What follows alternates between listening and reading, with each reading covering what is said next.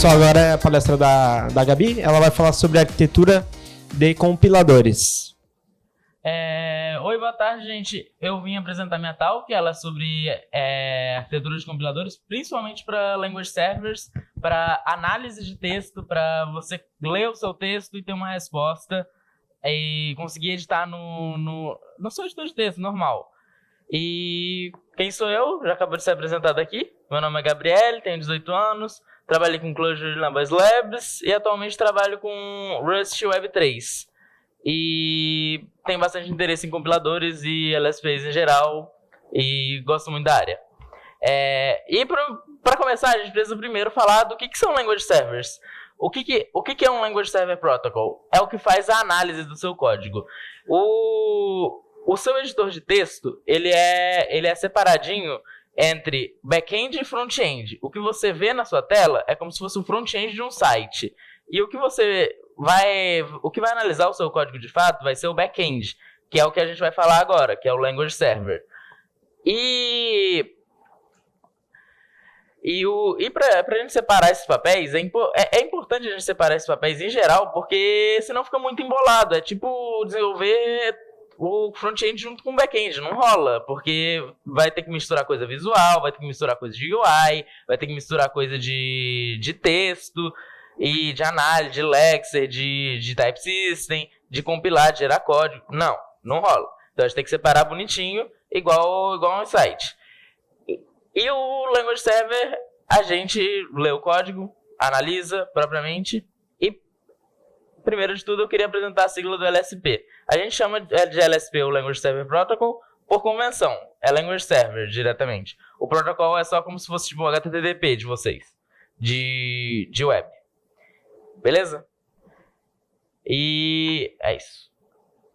Primeiro, pra gente começar a falar de compiladores e de language servers, a gente precisa primeiro começar a falar de representações. E pra gente começar a falar de representações, nada mais do que uma AST. Aqui tem um QR Code para vocês irem para a página da Wikipédia da AST, se vocês não conhecerem. Mas ASTs são basicamente como compiladores leem o seu código. Compiladores em geral funcionam à base de árvores. E árvores são sua representação intermediária, e representação intermediária é basicamente o que vai passar dentro de uma fase e outra. Vamos supor, tem o texto. Eu quero compilar, quero gerar um código, assembly. Ele vai pegar o código em texto e vai gerar um assembly. O que ele vai usar nesse meio? Como que ele vai representar na memória? E nesse caso, a gente vai usar uma árvore simples. E eu dei um exemplo em TypeScript, porque é bem prático. E é basicamente essa ideia. Os itens do texto, primeiramente, vão ser postos numa árvore. E como esses textos são lidos, são numa árvore. Mas melhor dizendo, uma árvore visual fica mais fácil de entender. Essa expressão aqui é 1 mais 2 vezes 3.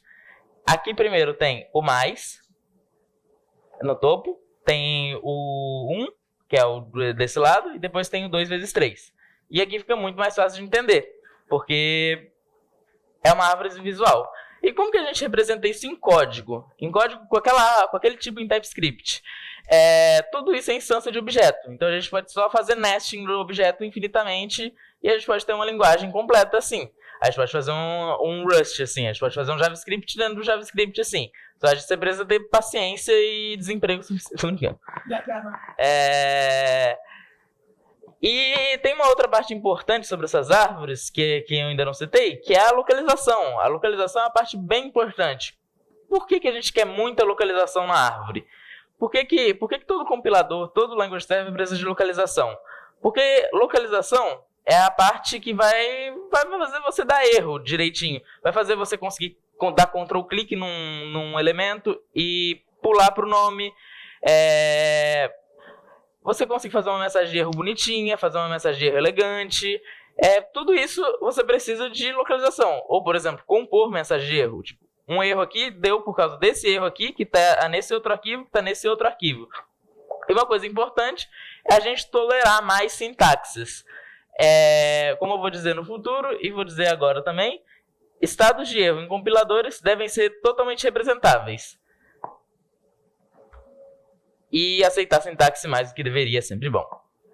E a gente tem um artigo aí para vocês lerem também. E aí vem a dúvida. Como que interage com a posição nesse caso? A gente não tem a menor ideia de como interagir com a posição se ela está como um nó de uma árvore. Vou voltar aqui um pouquinho. Eu acabei pulando o nó da árvore. Para representar a localização, eu só deixo um nó na árvore para que a gente não precise representar a localização de forma muito rígida. Por exemplo, quando a gente vai gerar um código ou mexer em algo que ainda não foi criado, a ideia é você não passar essa localização, porque ela já vai ser gerada. Ela já vai estar no seu código já anteriormente. Então, por exemplo, se você vai gerar a partir da linha 10, vai gerar um código enorme, ele vai manter aquela posição como a linha 10. Então, essa é a forma que eu acredito que seja mais eficiente de dar handle na localização. Porque você pode deixar ela lá e quando não precisar você não coloca também. E voltamos ao ponto principal, que é como interagir com essa posição. Quando você vai interagir com algum elemento de um compilador, geralmente, se não sempre, você vai fazer uma recursão. Por exemplo, nesse evaluator, que não vai ser um compilador, vai ser um interpretador. E, basicamente, você vai precisar de fazer uma recursão, um loop, alguma coisa do tipo. E quando chegar no caso de source pos, você só altera a localização do contexto. Porque aí fica muito mais fácil de ler, fica muito mais prático e todo mundo fica feliz. E aí você consegue fazer pattern matching, porque na maior parte das línguas que você vai fazer compiladores, você vai fazer pattern matching. Aqui tem um exemplo bem trivial de pattern matching em TypeScript. Em JavaScript, para ser mais exato, que eu não coloquei tipos.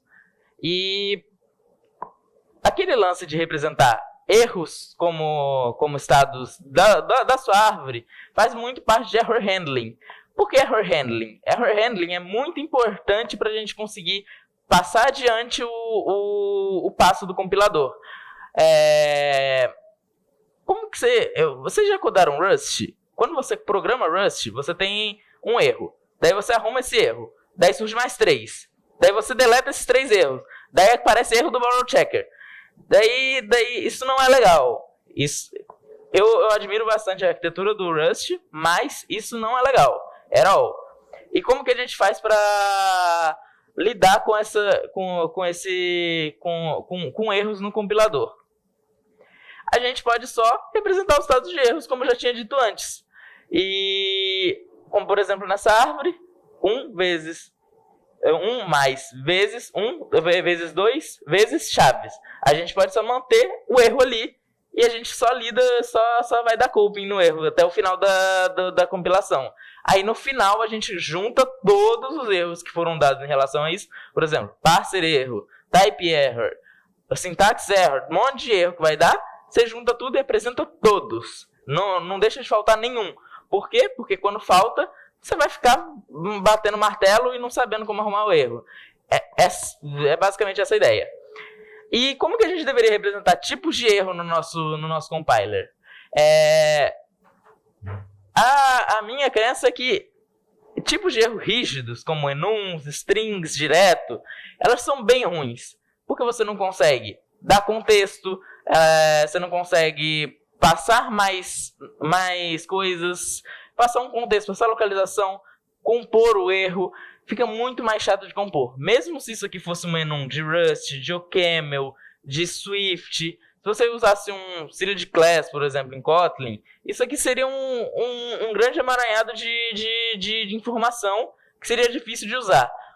E sendo difícil de usar, você não vai fazer o error handling bonito, você vai fazer ele do jeito mais prático que for. Então vai ficar feio. O que eu acho importante é a gente ter um tipo de erro totalmente genérico que a gente possa incluir composability, a gente possa compor erros, se possível, se precisar. Se não precisar, a gente não inclui.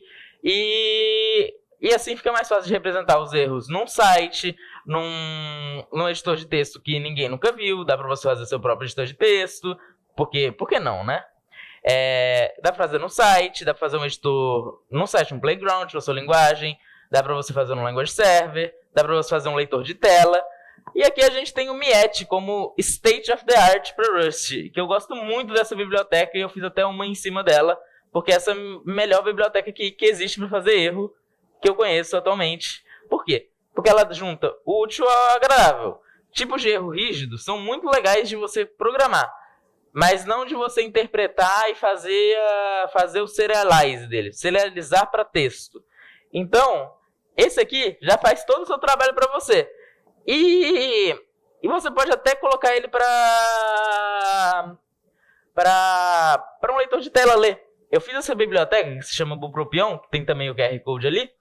E ela muda totalmente o output do Bupropion, que fica bonitinho, fica legal. Você consegue usar como JSON, você consegue usar como várias coisas. E essa aqui é o State of the Art para o Rust. Eu queria muito mostrar por excentricidade mesmo, muito legal. E aqui a gente chega na parte mais core da coisa, que é Build Systems e Dependências. Aqui tem um link pro paper do Build Systems à la carte, que é o que eu tirei de base para falar sobre. E primeiro a gente tem que começar o que são Build Systems e por que compiladores precisam de um. Build Systems são quando arquivos dependem um de outro, um valor depende de outro em tempo de compilação, e não em tempo de rodagem. Vamos supor, eu preciso de uma função no arquivo A que está no arquivo B. Isso é a resolução, isso é o build system trabalhando. Vamos pegar o exemplo aqui da Talk. Você tem um arquivo X, você quer acessar a função F, que está no arquivo D, mas o arquivo dele é importado pelo B. Então, você vai ter que importar o B para o X. Então, quando o D mudar, o X e o B vão ter que mudar também. E o A também, porque ele está no topo da cadeia. E, basicamente, a chave para fazer um build system é fazer ele ser incremental de forma muito eficiente. E existem várias formas de fazer isso. E aqui eu queria explicar o que acontece quando um arquivo muda. Como eu já falei, se o x.ts depende de b.ts e o arquivo muda, o x não tem problema, mas se o b.s muda, só o b e o x vão mudar. Apenas o b e o x. Nada mais. Por quê? Porque são só eles que estão interagindo. O resto pode ficar. Essa é a chave da incrementalidade. E é essa que é a parte chata, que você tem que fazer, às vezes, Red Green Node Algorithm, você tem que fazer, traçar caminhos de grafos. E aqui a gente tem um exemplo mais prático do mundo real, não do mundo de fantasia, de compiladores, né? Do mundo de magia. E o Excel é um ótimo exemplo. Que os valores dependem de outros valores sem ser arquivos. Ali, tá vendo no A, que é a soma de B e C? Se você altera o B, o C nunca vai mudar. Então você só precisa alterar o B e o A. E se você alterar o C, o B nunca vai precisar mudar. Ele sempre guarda o mesmo valor. A gente basicamente cacheia os valores de B e C e só mudam quando precisar. E o A também. Mas o A ele é a composição deles. Se não mudou nunca, ele também nunca vai mudar. Então, esse que é o ponto da incrementalidade. E LSP são build systems, como eu já disse. E por que LSP são build systems? Também eu já expliquei. Acabei abarrotando um pouquinho a explicação. E uma das formas de fazer essa forma de incrementabilidade é com Query Based Architecture, que é basicamente um microserviço de um compilador. Aqui tem um link para um post do Olaf. E a ideia do Query Based imagina que você tem uma função zona e você quer dividir em várias funçõezinhas. Igual no microserviço, você tem um serviço grande que faz um monte de coisa, você quer diminuir ele e fazer mini coisinhas para todo mundo conseguir contribuir. Quando você tem equipes granuladas e repositórios grandes, você quer que todo mundo consiga contribuir. E a gente consegue associar muito bem com o microserviço. Eu acho que é um bom termo que eu consegui chegar. E a gente pode associar as queries como commands de CQRS. E basicamente isso. E aqui, o exemplo de função grande para monolitos, compiladores monolitos, que elas fazem várias coisas nos mesmos serviços, tem benefícios e malefícios. É muito mais fácil de codar isso aqui do que codar um microserviço. É muito mais fácil escrever um monolito do que escrever um microserviço. E você precisa de menos planejamento para escrever um monolito. Porque o microserviço você precisa de uma arquitetura extremamente robusta e é chato, vai ficar rígido, a sua sintaxe vai ficar grudada e vai ficar difícil de você conseguir fazer. E vou fazer mudanças em geral. Então, isso eu acho legal da arquitetura simples. É só fazer uma função zona que faz as coisas.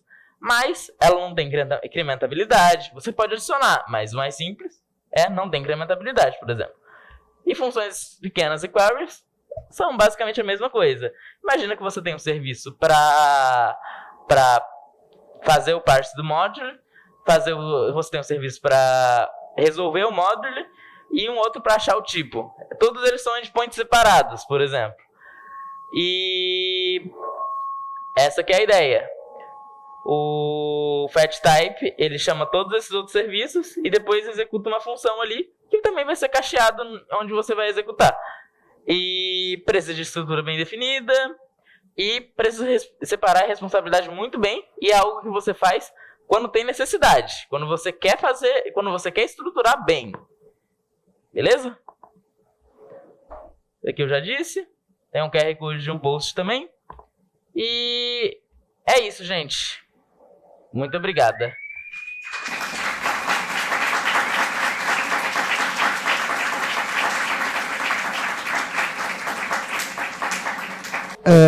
Existe algum tipo de padronização ou convenção para quem trabalha criando compiladores, interpretadores, por exemplo?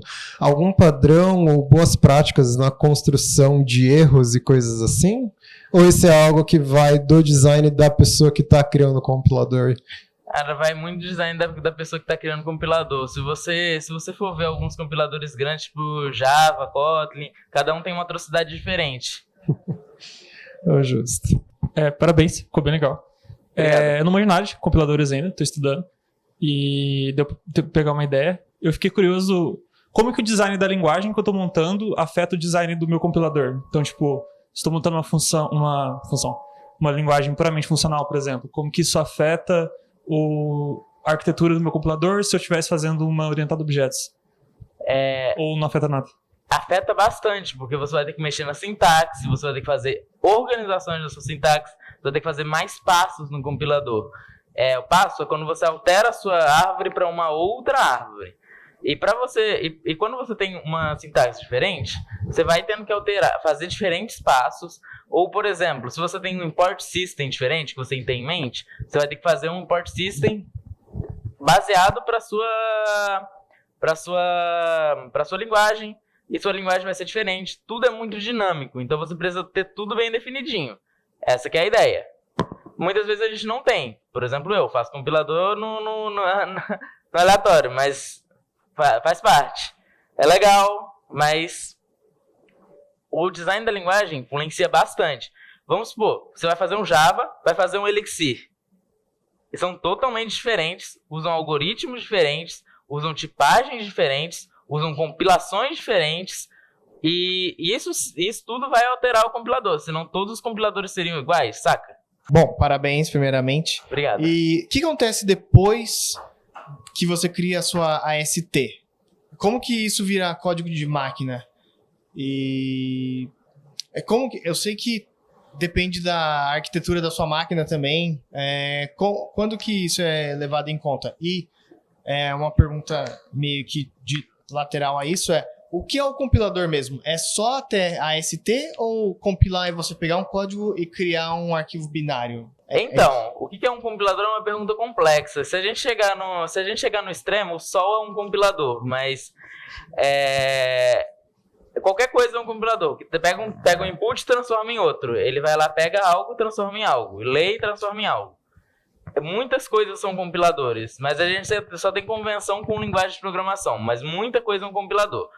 E, voltando na primeira questão, Geralmente, eu não estudo tanto de low level, eu gosto mais das partes de análises. Mas, para fazer a compilação do programa, geralmente dá para você usar ou LLVM, ou CraneLift, se você estiver usando o Rust. Dá para você compilar para alguma linguagem que já existe, pegar um C, pegar um C++, ou pegar alguma linguagem que já serve de target, por exemplo, ChessScheme, Racket, que elas já servem de target, elas são pensadas para você fazer uma linguagem que compila para elas. Ou, por exemplo, você pegar o bytecode da JVM, você compila para o bytecode da JVM. E como que é esse processo de compilação? É basicamente a mesma coisa que o eval, só que você vai adicionando um texto. Ao invés de você ir printando esse resultado do código, você não executa o código, você vai colocando texto na tela, num buffer, e depois você printa na tela, entendeu? Obrigado. Tá bom. Obrigada, Candy.